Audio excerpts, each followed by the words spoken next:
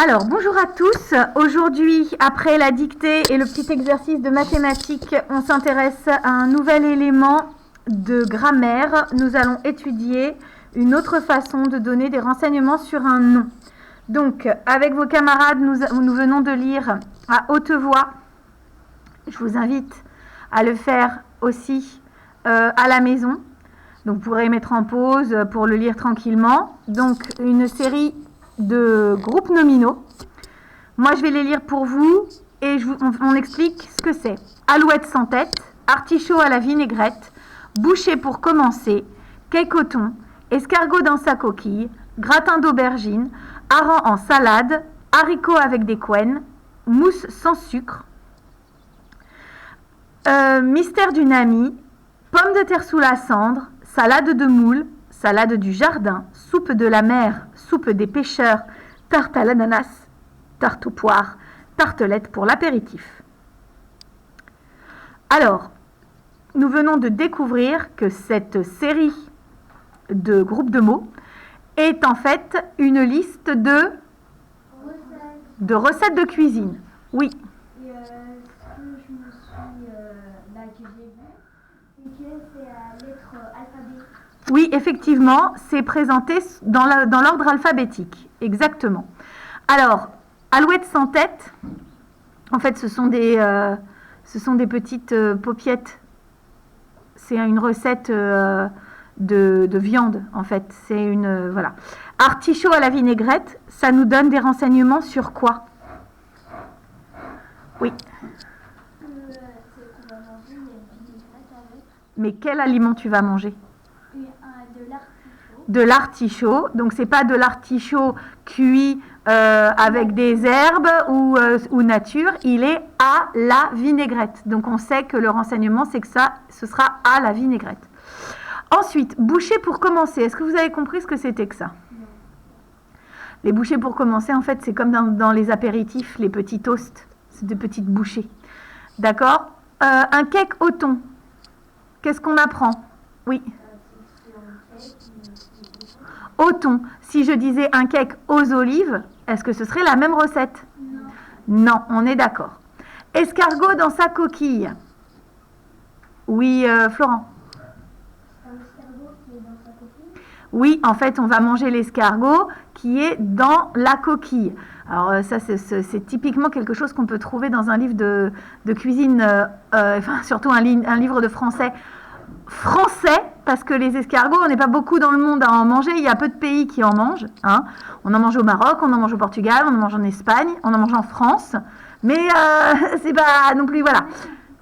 Il y a même un festival, effectivement, de l'escargot dans le sud de l'Europe, mais il n'y a pas beaucoup de pays qui sont représentés. On peut manger les escargots décortiqués, c'est-à-dire sortis de leur coquille. Et alors, à ce moment-là, on le précise dans la recette. Donc là, on sait que l'escargot, il est présenté dans sa coquille. Qu'est-ce qu'on sait sur la recette suivante? Oui, on sait que c'est un gratin à l'aubergine. Est-ce que c'est la même recette si c'est un gratin de courgettes, de pommes de terre? D'accord? Donc là, le d'aubergine, il est important parce que ça te dit vraiment quels légumes tu vas manger. D'accord? Hareng en salade. Oui. En fait, on sait que c'est de l'hareng qui est présenté en salade. Exactement, on sait que ce sont des harengs, c'est un poisson, et qui va être présenté en salade. Donc les 3/4 du temps, le hareng en salade, il est avec des pommes de terre, un peu d'huile et du vinaigre. On peut manger les harengs dans plein de pays du nord de l'Europe, on mange les harengs dans plein de recettes différentes, et pas forcément en salade. D'accord? Haricots avec des couennes. Les couennes, c'est des morceaux c'est de la graisse de porc, en fait. D'accord? Les haricots avec les couennes, on va en trouver comme ça dans le cassoulet, dans des plats du sud-ouest. C'est pas comme si je mange des haricots à la tomate. Qu'est-ce qu'elle a de précis, cette recette? Oui, Abigail? Donc on saura que c'est une recette particulière. Ok. Une mousse sans sucre. Oui. C'est comme si c'était une mousse au chocolat. Oui. Mais c'est pas au chocolat, c'est sans sucre. C'est sans sucre. Elle peut être très bien de chocolat, mais pas sucrée. Et ça, qu'est-ce que ça nous donne par exemple comme renseignement? Qu'est-ce qu'on pourrait, par exemple, qui pourrait la manger, cette mousse, par exemple? la mousse qui n'a pas de sucre à l'intérieur? Bah, une personne, par exemple, qui cherche un renseignement pour savoir si elle a une maladie, par exemple, comme le diabète, elle pourra la manger. Ou une personne qui serait au régime, qui pourrait manger la mousse parce qu'il n'y a pas de sucre à l'intérieur. Vous voyez ce que je veux dire? Ok. Mystère d'une amie, ça c'est une recette différente. Moi, ce qui m'intéresse, les pommes de terre sous la cendre. Qu'est-ce que ça veut dire? Oui. Alors, ce sont des pommes de terre dans la cendre. C'est-à-dire? Et tu prends une feuille d'aluminium, tu l'enroules dedans, après tu la mets dans la cendre, tu prépares ton feu, et tout, puis ensuite tu le mets dans la cendre. Et ça, je connais parce que j'ai déjà fait. D'accord, donc tu connais parce que et en fait c'est une façon différente de cuire les pommes de terre. Ça met très longtemps. Oui, c'est vrai que ça met très longtemps. On a plusieurs recettes de pommes de terre. Qu'est-ce que vous connaissez comme pommes de terre, comme recette de pommes de terre? La plus facile. Titouan. Le gratin, oui, effectivement. Oui.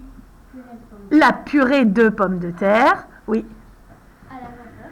La pomme de terre à la vapeur, oui. La pomme de terre sautée. La pomme de terre sautée.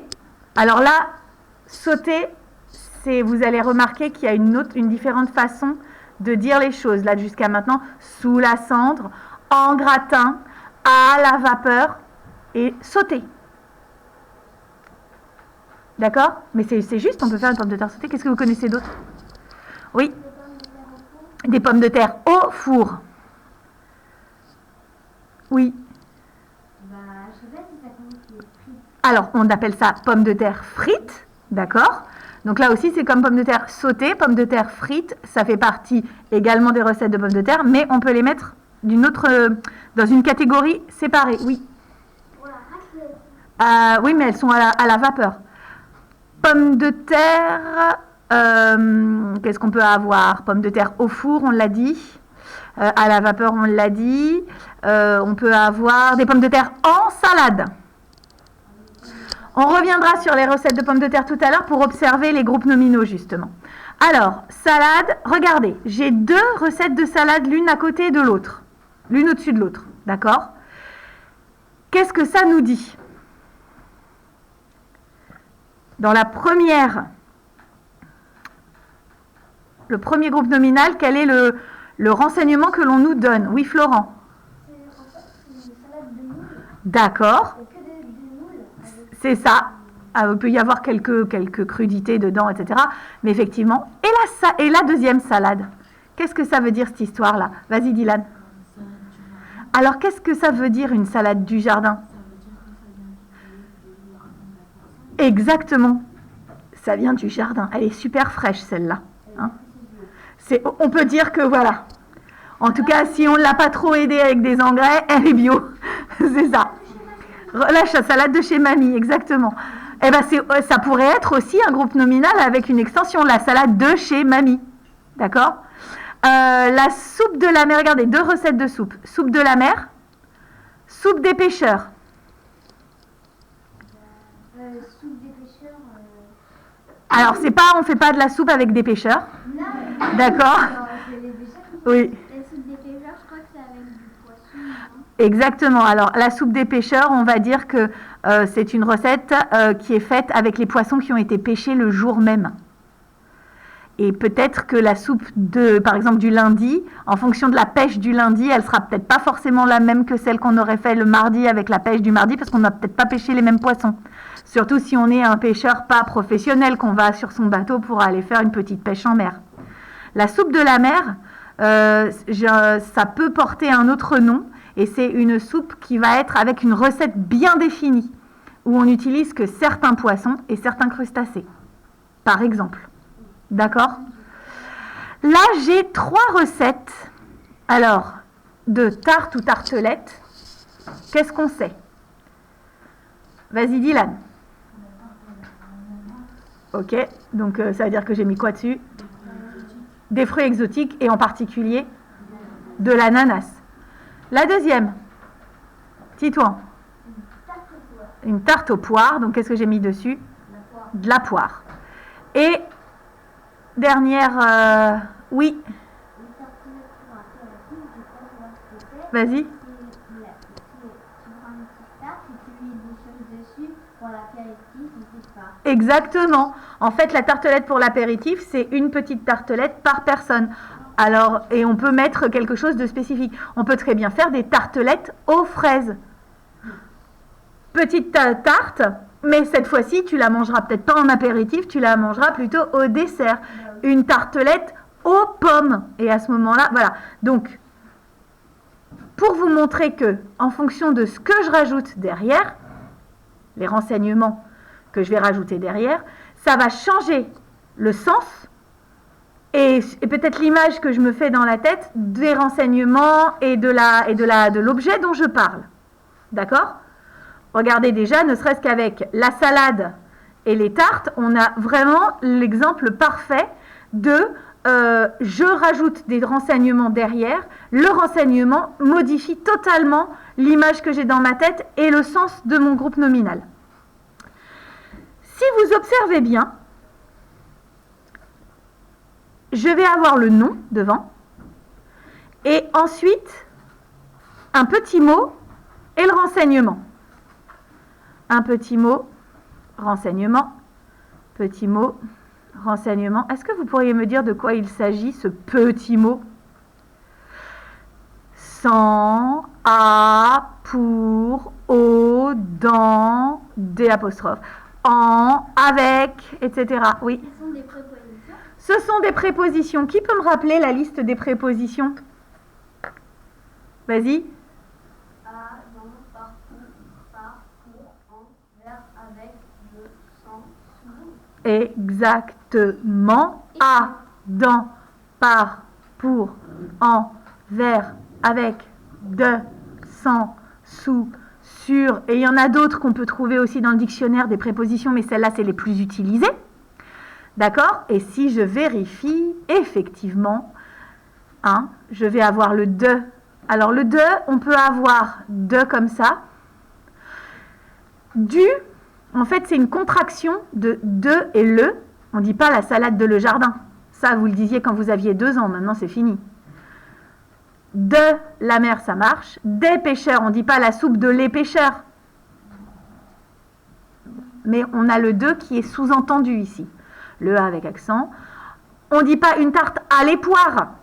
On dit une tarte aux poires. Donc, je vais avoir le A qui est sous-entendu. Et là, on a pour. OK?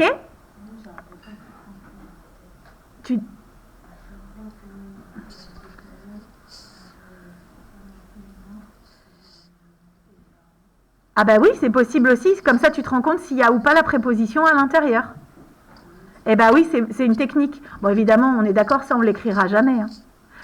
Bien, alors on va faire la suite de la leçon sur l'autre vidéo pour bien mettre en évidence à quoi correspond cette nouvelle façon de donner des renseignements sur le nom.